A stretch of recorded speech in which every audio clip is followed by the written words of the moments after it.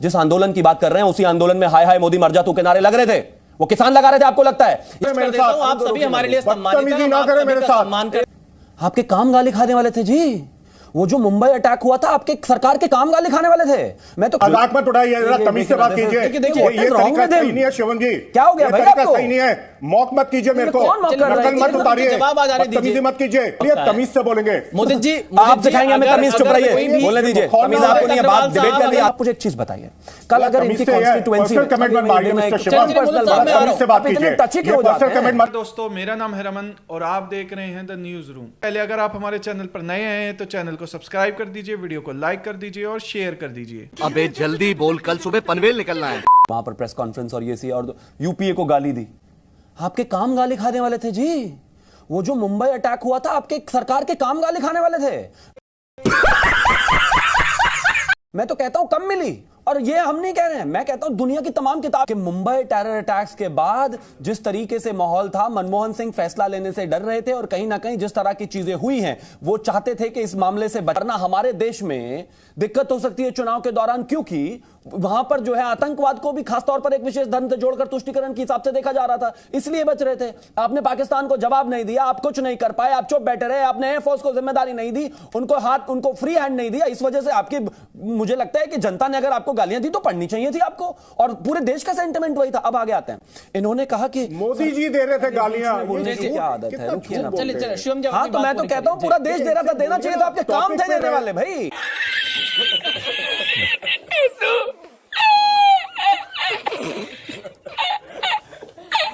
Topic पे देने चाहिए थे आपको। आप एक चीज बताइए, हमें कोई हमारे देश में आकर मार के चला जाए और हमारी गवर्नमेंट चुप बैठी रहे तो ये तो गाली देने का ही काम है ना। अब इनको कहीं ना मोदी जी आपने कहा कि देखिए सरकार जो है संवेदनशील नहीं। अरे बंद हो गई विंडो मुदित भाई, रुक जाइए, आवाज नहीं आ रही आपकी। सरकार जो है संवेदनशील नहीं है, कम से कम गृह मंत्री को तो आकर बोलना ही चाहिए था, बिल्कुल बोलना चाहिए था।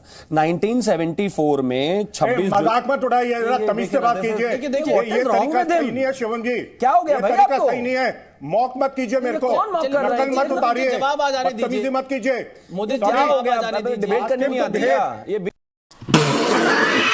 बीच में लगातार बोलना, जो भी बोलना बाद में बोलिएगा। मोदी जी जवाब आ जाने दीजिए। आपकी आवाज एक जैसी नहीं है, आप और योगेंद्र यादव दोनों एक ही पिच पर बोलते हैं। मैं तो योगेंद्र यादव की आवाज में बोल रहा था, आपको मुद्दे पर आप अपने जवाब देखिए। मोदी जी आपका आप सम्मानित बोलिए, तमीज से बोलेंगे। मोदी जी आप सिखाएंगे हमें तमीज, चुप रहिए, बोलने दीजिए, तमीज आपको नहीं है, बात डिबेट करनी आती नहीं है, उठकर चले आते हैं। प्रयोग करेगा मैं तुरंत रोक दूंगा। फिलहाल शिवम जी आगे मैं अपने समय में अपनी बात कहना चाहता हूं। मोदी जी हो गया, शिवम जी की बारी देखिए, आप इंटरप्ट करेंगे इस तरह से और मेहमानों को दिक्कत होगी। शिवम जी चलिए, शिवम जी मोदी जी आपकी बात होगी। शिवम जी मैं फिर से वही कहना चाहता हूँ, जरा मर्यादा में रह के बात कीजिए शिवम भाई। क्या हो गया इनको भाई, क्या खा के आए हैं? रुकिए जरा थोड़ा। देख इन्होंने कहा कि का जो मखौल उड़ा रहे हैं तमीज ठीक मोदी साहब 2 मिनट रुक जाइए, मैं आपको मौका दे रहा हूं। 2 मिनट शिवम त्यागी की बात आ जाने दीजिए। देश के प्रधानमंत्री का नाम नरेंद्र मोदी है, मनमोहन सिंह नहीं है। गांधी परिवार की दया पर कोई प्रधानमंत्री यहां पर नहीं बने कि जिस तरीके से आप चाहेंगे, जैसे आप चाहेंगे, जहां आप चाहेंगे खड़े होंगे, जहां आप चाहेंगे बैठेंगे, जहां आप चाहेंगे साइन कराएंगे, जहां आप चाहेंगे जैसे होगा वैसे हो जाएगा, जहां आप चाहेंगे कैबिनेट का बनाया हुआ जो है एक ऑर्डर फाड़ दिया जाएगा। ये मनमोहन सिंह जी नहीं है, ये नरेंद्र मोदी है, याद रखिए इस बात को। पहले मजा आया, और मैं ये जो मजा है हिंदुस्तान के हर व्यक्ति को देना चाहता हूं। और दूसरा ये बीच में बोलने का क्या मतलब? आपके बीच में कोई बोलता नहीं, इनके बीच में आ जाते हैं। दूसरा कोई नहीं टोक रहा है, कोई बोलता नहीं इनको, लेकिन बावजूद उसके लगातार दूसरी प्रवक्ता और दूसरी बात, कोई बीच में नहीं बोल रहा है। दूसरी बात, उसका रीजन है, मैं इसकी वजह दे रहा हूं। जब मैं आपको बता चुका हूं, हर चीज को ड्रिफ्ट कर जाता है। मैं कहता हूं 1974 में 3 बार, 1999 में 2 बार इस तरह की चीजें हुई हैं। लोग संसद में कहीं ना कहीं गैलरी से कूद कर आए हैं, लेकिन बावजूद उसके किसी गृह मंत्री ने जवाब नहीं दिया, किसी प्रधानमंत्री ने जवाब नहीं दिया। हमेशा स्पीकर ने एक इंक्वायरी कंडक्ट कराई और उसके बाद आकर टेबल पर रखा उसको। इसी प्रोसीजर को हम फॉलो कर रहे हैं, लेकिन मोदी जी चाहते हैं, गांधी परिवार चाहता है कि प्रधानमंत्री आकर बोले। तो भैया मनमोहन सिंह जी नहीं है यहां पर, नहीं बोलेंगे। जो संसद की प्रक्रिया है उसी के तहत चीजें जाएंगी आगे। अब आगे आता हूं, एक विषय उठाया गया और अक्सर काफी एक्टिव रहते हैं। अब आप मुझे एक चीज बताइए, कल अगर इनकी कॉन्स्टिट्यूएंसी ये कौन सा मुझे आपके बारे में पता नहीं है तो मैं यही कहूंगा ना, पता नहीं है, ये पर्सनल कैसे हो गया? सम्मानित प्रवक्ता है। अपने समय में एक ढंग की बात नहीं बोलनी है, लेकिन दूसरे के समय में बोलते रहना। मैं आप सभी से स्पष्ट कर देता हूं, आप सभी हमारे लिए सम्मानित हैं, ना करें मेरे साथ। भाई ये कौन बताएगा? मुदित साहब बिल्कुल नहीं समझा, एड्रेस नहीं कर रहा हूँ, बात नहीं कर रहा हूँ, आपके बारे में भी कर रहे हैं। कभी एनालिस्ट बन के आते हो, किसी और को दिखाना यहाँ कोई नहीं चल रहा, नीचे करिए। पर्सनल कमेंट मत करिए प्लीज। मुदित साहब इस तरह से नहीं, कोई पर्सनल कमेंट ना करें मेरे बारे में। आप करने की इजाजत नहीं दूंगा, कोई करेगा मैं रोक दूंगा। आप ही मेरे ऊपर यकीन करिए, चाहे आप करें, चाहे शिवम जी करे, चाहे जो करे। शिवम जी अपनी बात पूरी। अब मैं फिर से वहीं आता हूँ। राजकुमार भाटी जी चुनाव लड़े हैं, मान लीजिए आने वाले समय में भी चुनाव लड़ते हैं और कोई विषय नेशनल स्तर पर, राष्ट्रीय स्तर पर या फिर राज्य स्तर पर है और जनता उससे नाराज है या यूं कहिए परेशान है या नहीं भी, और वो कहते हैं कि नहीं नहीं हमें राजकुमार जी से ये दिक्कत है, वो दिक्कत है, ऐसे हो गया वैसे हो गया, तो क्या जाके घर में कूद जाएंगे क्या इनके? नहीं कूद सकते भाई। मैं मानता हूं अगर किसी को प्रोटेस्ट करना भी है, चीजें करनी भी है, ये देश की सड़कें हमेशा ऐसे ही प्रोटेस्ट देखती रही हैं और आगे भी देखती रहेंगी, कोई परेशानी नहीं है, लेकिन बावजूद उसके इसका यह मतलब नहीं है कि संसद में कूद जाओगे या बम फोड़ने लग जाओगे वहां पर। कोई बेरोजगारी इसका विषय नहीं हो सकता। कमाल बात हो गई, मेरे से कल कोई नाराज है, कल मुझे उठाकर सीधा गोली मारेगा, कहेगा मैं नाराज था, तो उसको जस्टिफाई कर देंगे क्या? राहुल गांधी किसी कोई आतंकवाद को जस्टिफाई कर रहे हैं आप। और अब मैं आगे आना चाहता हूं, एक विषय इन्होंने ये कहा कि अब आजकल आंदोलनों में बड़ी दिक्कत होती है और किसान आंदोलन को किस तरीके से बदनाम किया।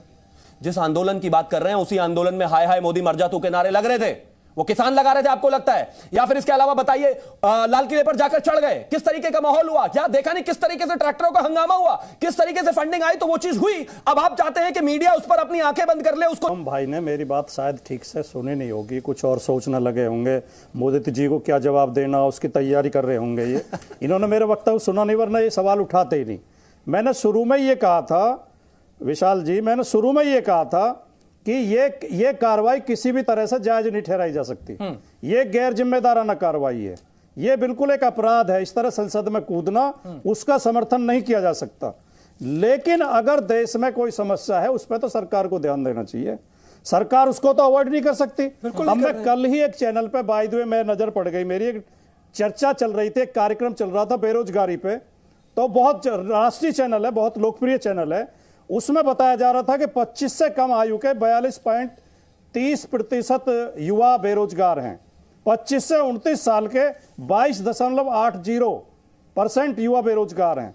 30 से 34 के 9.8, जहां 50, 42, 45% युवा बेरोजगार घूम रहे हो, उस देश में ऐसी समस्याएं आएंगी। अगर आप इन समस्याओं को व्यंग करके, विपक्षी पार्टियों पर व्यंग करके, उनका मजाक उड़ा के, उनको आप जो उनका चरित्र हनन करके दबाना चाहते हैं, तो ये समस्याएं दब नहीं पाएंगी। बिल्कुल, जनता की आवाज। मैं जवाब आपको हमारी वीडियो अच्छी लगी होगी, एंड तक वीडियो देखने के लिए धन्यवाद। वीडियो को लाइक और शेयर करना ना भूले।